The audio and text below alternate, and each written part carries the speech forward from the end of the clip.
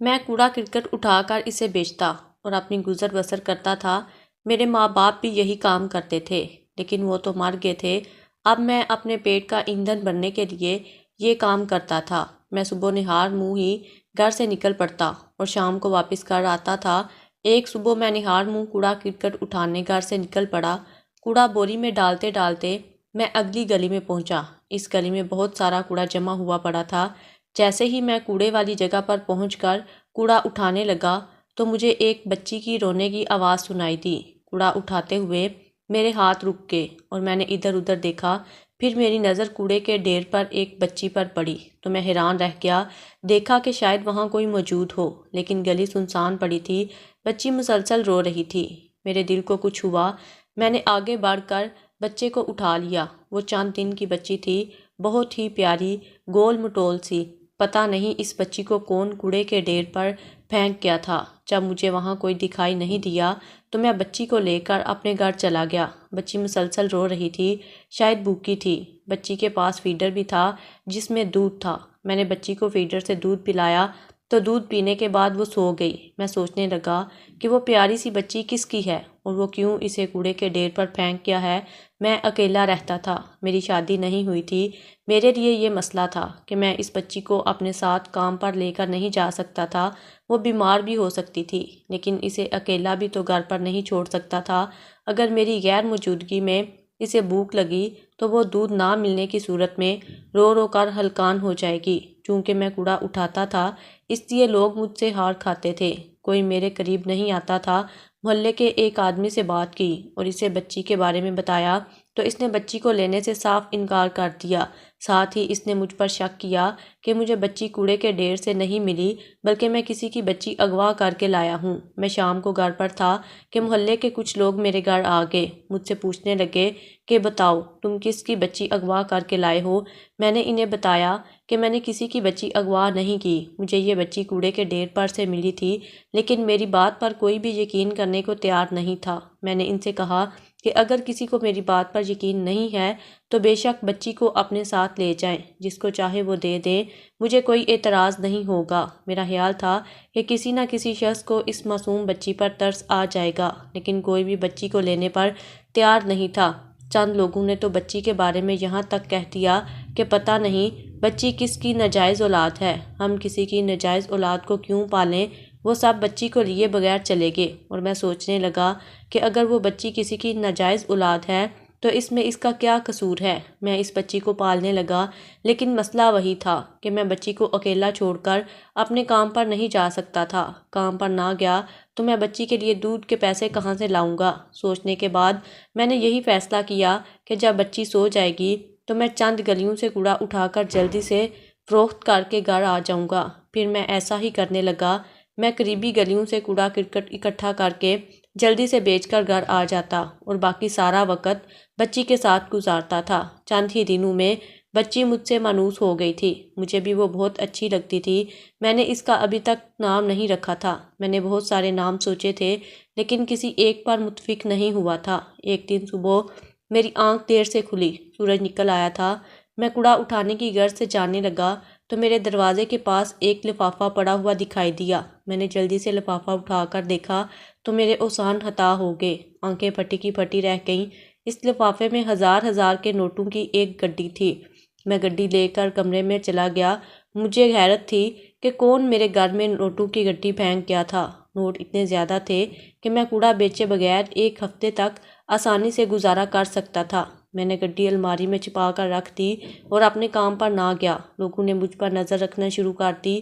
میرے کام پر نہ جانے کی وجہ سے وہ حیران تھے۔ ایک دن کسی نے مجھے 1000 کے نوٹ سے بچے کے لیے سامان کی خریداری کرتے دیکھ لیا۔ بس پھر کیا تھا، دیکھنے والے نے محلے کے دوسرے لوگوں کو بتا دیا۔ کچھ ہی دیر گزری تھی کہ محلے والے پھر میرے گھر آ گئے۔ وہ سب غصے میں تھے اور مجھے مشکوک نظروں سے دیکھ کر رہے تھے۔ سب کی زبان پر ایک ہی سوال تھا کہ تمہارے پاس اتنے سارے پیسے کہاں سے آئے کہ تم نے بچی کے لیے چیزیں خرید دی ہیں۔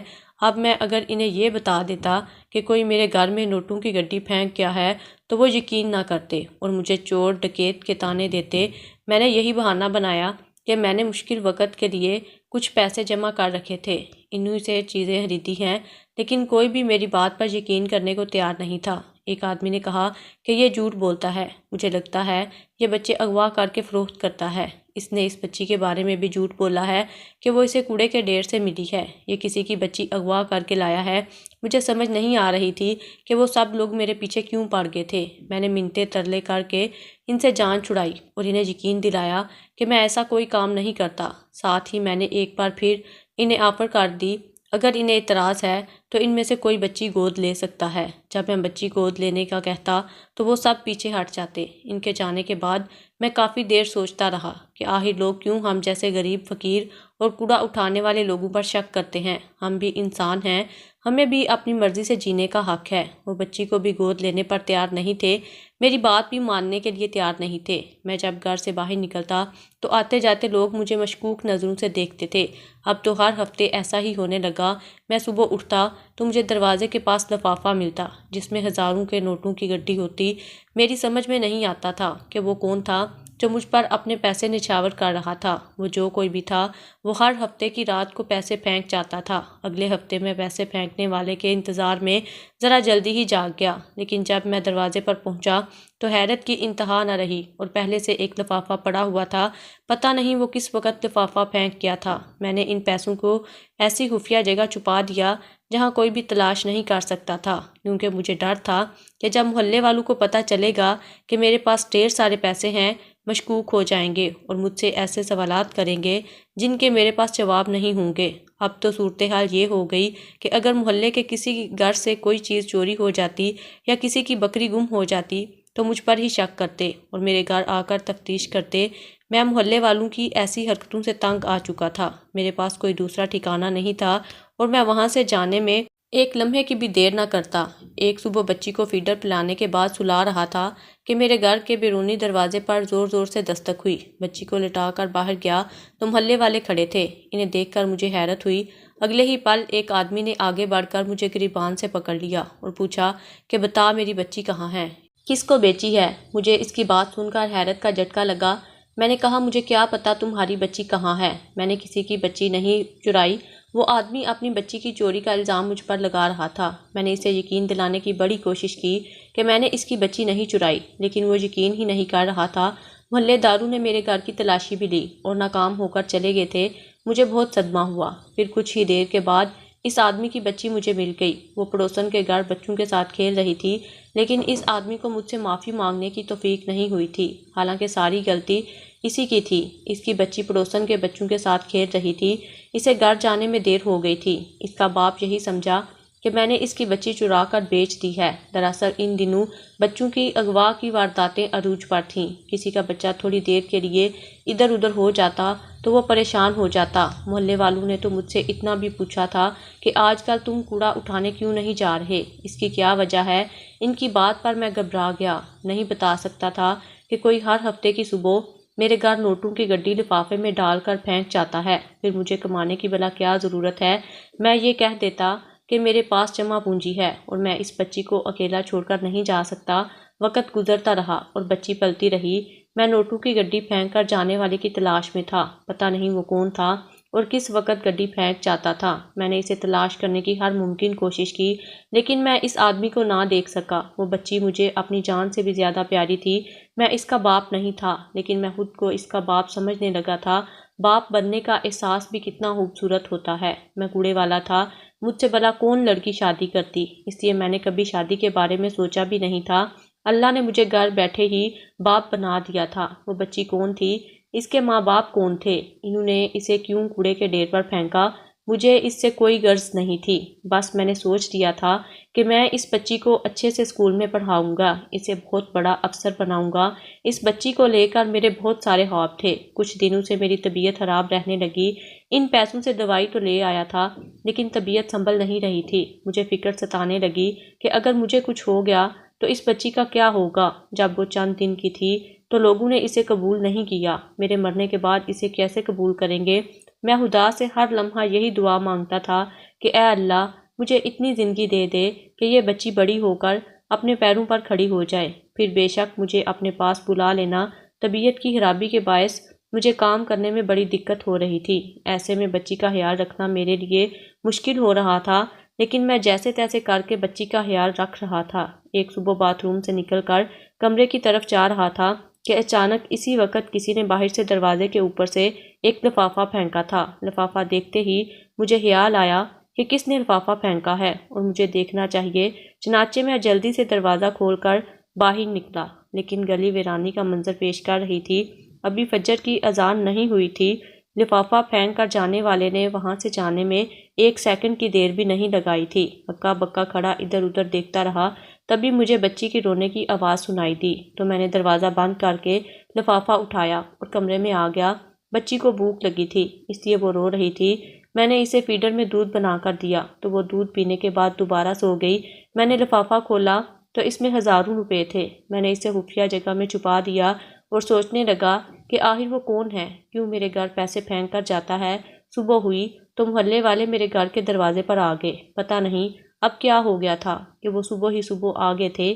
میں نے ان کی آمد کا پوچھا تو سامنے والے ہمسائے نے غصے سے کہا، میری بیوی نے فجر کی اذان سے پہلے کسی عورت کو تیرے گھر سے نکلتے ہوئے دیکھا ہے۔ بتا وہ عورت کون ہے اور یہ تم نے محلے میں کیا گندگی پھیلا رکھی ہے؟ یہ شریفوں کا محلہ ہے، یہاں بے غیرتی نہیں چلے گی۔ میں ہکا بکا اسے دیکھتا رہ گیا۔ میرے دماغ میں دھماکے ہو رہے تھے۔ وہ کس عورت کی بات کر رہا تھا؟ کس عورت کا بھلا میرے گھر میں کیا کام؟ میں نے حیرت سے کہا کہ بھائی صاحب، آپ کو غلط فہمی ہوئی ہے، میں ایک شریف آدمی ہوں، میرا کسی عورت سے کیا تعلق؟ مجھے اس محلے میں رہتے ہوئے 10 سال ہو گئے ہیں، کیا کبھی کسی نے میرے گھر میں کوئی عورت دیکھی ہے؟ لیکن ان میں سے کوئی بھی میری بات ماننے کو تیار نہیں تھا۔ ان کا کہنا تھا کہ آج صبح ہی سامنے والے ہمسائے کی بیوی نے میرے گھر سے کسی عورت کو نکلتے ہوئے دیکھا ہے، وہ برقعے میں تھی اور بڑی تیزی سے گئی تھی۔ ان کی بات سن کر میرے دماغ میں فوراً ہی اس لفافے کا خیال آیا کہ میں نے کسی کو دروازے کے اوپر سے پھینکتے ہوئے دیکھا تھا۔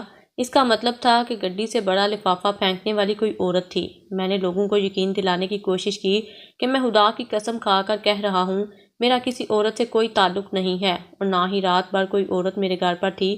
میں نے خدا کی قسم کھا لی تھی، لیکن وہ لوگ میرا یقین کرنے کو بالکل بھی تیار نہیں تھے۔ انہوں نے میرے گھر کی تلاشی بھی لی۔ جب انہیں کسی عورت کی موجودگی کے آثار نہ ملے تو تب وہ میرے گھر سے گئے، لیکن ان کی نظروں میں شکوک و شبہات تھے۔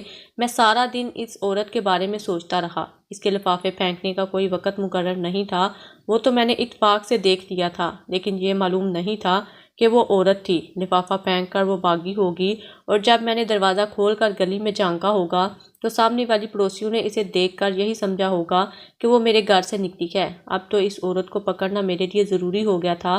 اگر وہ دوبارہ میرے گھر نوٹوں کی گڈی پھینکنے آئی اور کسی نے اسے دیکھ لیا تو سچ مچ وہ یہی سمجھیں گے کہ میرے اس عورت کے ساتھ تعلقات ہیں۔ یہ بات محلے میں جنگل میں آگ کی طرح پھیل گئی تھی۔ ہر کوئی مجھے مشکوک نظروں سے دیکھتا تھا، جیسے میں چور ہوں یا مجھ سے کوئی بہت بڑا گناہ سرزد ہو گیا ہو۔ مجھے اس محلے میں رہتے ہوئے 10 سال ہو گئے تھے۔ ابا نے یہ مکان اس وقت خریدا تھا جب میں 16 سال کا تھا۔ اب میری عمر 26 سال کی تھی۔ میں نے کبھی کسی عورت کی طرف نظر اٹھا کر نہیں دیکھا تھا۔ میں کوڑا اٹھانے والا تھا، اس لیے شاید لوگ مجھے حقارت کی نظروں سے دیکھتے تھے، لیکن میں نے کبھی کسی کی پرواہ نہیں کی تھی۔ میری طبیعت آہستہ آہستہ سنبھل رہی تھی۔ میں اپنے ساتھ ساتھ بچی کا بہت اچھے سے خیال رکھ رہا تھا۔ اس دن کے بعد دوبارہ کبھی کوئی عورت میرے دروازے پر نہ آئی۔ 1 مہینہ ہی گزرا تھا کہ میری طبیعت دوبارہ خراب ہو گئی۔ بیماری کی وجہ سے نیند نہیں آ رہی تھی، میں مسلسل جاگ رہا تھا۔ رات کے 2 بجے کا وقت تھا جب مجھے باتھ روم جانے کی حاجت ہوئی۔ میں باتھ روم سے ہو کر جب کمرے میں پہنچا تو وہاں کسی کو دیکھ کر میری روح لرز گئی۔ وہ برقع پوش لڑکی تھی اور چھوٹی بچی کو گود میں لیے پیار کر رہی تھی۔ میں آہستہ آہستہ چلتے ہوئے اس کے پاس پہنچا۔ میرا خیال تھا کہ مجھے دیکھ کر وہ لڑکی ڈر جائے گی، لیکن وہ آرام سے بیٹھی رہی۔ میں نے اس سے پوچھا، بی بی تم کون ہو؟ میرے گھر میں کیسے آئی ہو؟ وہ عورت تو نہیں ہو جسے ہمسائے کی بیوی نے دیکھا تھا؟ وہ لڑکی کہنے لگی، ہاں بھائی میں وہی ہوں، میں اس بچی کی ماں ہوں۔ میں کافی دنوں سے اپنی بچی سے ملنا چاہ رہی تھی، مجھے اس کی بہت یاد آ رہی تھی، لیکن اس گھر میں داخل ہونے کا راستہ نہیں مل رہا تھا۔ آج دروازہ کھلا ہوا تھا، شاید تم رات دروازہ بند کرنا بھول گئے تھے۔ مجھے موقع مل گیا تو میں اپنی بچی سے ملنے آ گئی۔ میں حیرت سے اس لڑکی کو دیکھتا رہ گیا۔ اس لڑکی کی شکل اس بچی سے بہت ملتی تھی۔ وہ بچی کو یوں پیار کر رہی تھی جیسے اسے صدیوں بعد مل رہی ہو۔ میں نے طنزیہ لہجے میں کہا کہ بی بی اگر تم اس بچی کی ماں ہو تو پھر تم نے اسے ایسے کوڑے کے ڈھیر پر کیوں پھینک دیا؟ کیا کوئی ماں اپنی اولاد کے ساتھ ایسا کرتی ہے؟ میری بات سنتے ہی اس کی آنکھیں نم ہو گئیں۔ جب وہ بولی تو اس کی آواز پرسوز تھی۔ کہنے لگی، بھائی تم بالکل ٹھیک کہہ رہے ہو، کوئی بھی ماں اپنے جگر کے ٹکڑے کو یوں کوڑے کے ڈھیر پر نہیں پھینکتی، لیکن میں مجبور تھی۔ اگر میں ایسا نہ کرتی تو میرا باپ اس بچی کے ساتھ ساتھ میرا بھی گلا گھونٹ کر مار دیتا۔ بچی کی زندگی بچانے کی خاطر مجھے قدم اٹھانا پڑا۔ کاش اس کا باپ مجھے دھوکہ نہ دیتا، مجھ سے شادی کر لیتا تو آج یہ بچی ہمارے ساتھ ہوتی۔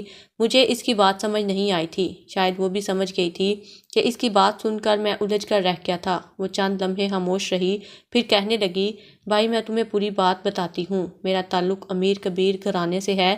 میں 2 بھائیوں کی اکلوتی بہن ہوں۔ میں یونیورسٹی میں پڑھتی تھی۔ یونیورسٹی میں میری ملاقات شاہ نواز سے ہوئی تھی۔ وہ مجھے اتنا اچھا لگا کہ میں اس سے محبت کر بیٹھی۔ مجھے نہیں پتا تھا کہ محبت کے نام پر میرے ساتھ دھوکہ کر رہا ہے، وقت گزار رہا ہے۔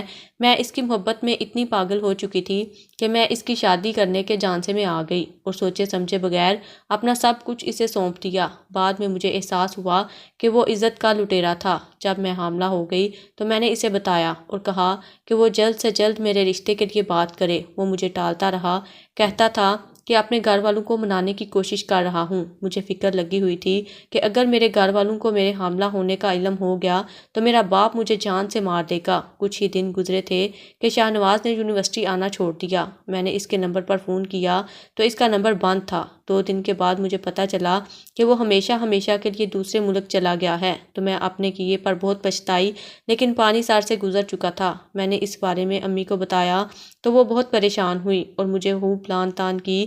امی بھی ڈری ہوئی تھیں کہ اگر میرے باپ کو پتہ چل گیا تو وہ مجھے مار ڈالیں گے۔ امی نے مجھے کسی بہانے سے اپنی سہیلی کے گھر بھیج دیا کہ جب تک بچہ پیدا نہیں ہو جاتا میں نے وہیں رہنا ہے۔ امی نے کہا تھا کہ بچہ پیدا کرنے کے بعد اسے کسی کو دے دینا یا کوڑے کے ڈھیر پر پھینک دینا، کیونکہ یہ ناجائز بچہ ہوگا۔ جب بچی پیدا ہوئی تو میرا دل نہیں مانا کہ میں اسے کسی اور کے حوالے کروں، لیکن خاندان اور سوسائٹی میں بدنامی کے ڈر سے مجھے کچھ نہ کچھ کرنا تھا۔ مجھے تمہارے بارے میں پتہ چلا کہ تم ایک نیک دل اور اچھے انسان ہو اور کوڑا کرکٹ بیچ کر اپنا گزر بسر کرتے ہو، چنانچہ میں نے اس صبح بچی کو کوڑے کے ڈھیر پر پھینکوا دیا۔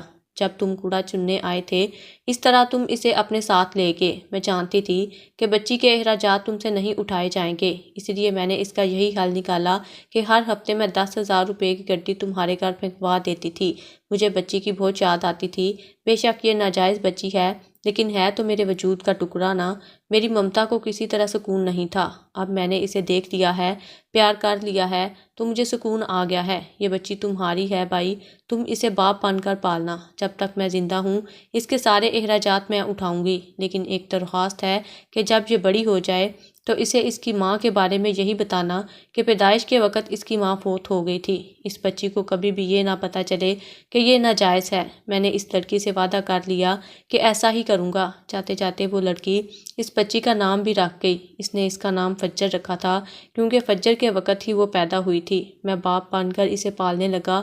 وہ لڑکی اپنی بچی سے ملنے میرے گھر نہیں آتی تھی، بلکہ میں کسی نہ کسی بہانے ملوانے کبھی اس کے گھر لے جاتا تو کبھی پارک میں۔ اپنی بچی کو دیکھ کر اس لڑکی کو سکون مل جاتا تھا۔ مجھے لڑکوں پر افسوس ہوتا ہے جو معصوم لڑکیوں کو محبت اور شادی کے جھانسے میں پھنسا کر ان کی عزتوں کو تار تار کر دیتے ہیں، پھر جب لڑکی حاملہ ہو جاتی ہے تو ان سے شادی نہیں کرتے اور انہیں بے یار و مددگار چھوڑ کر چلے جاتے ہیں۔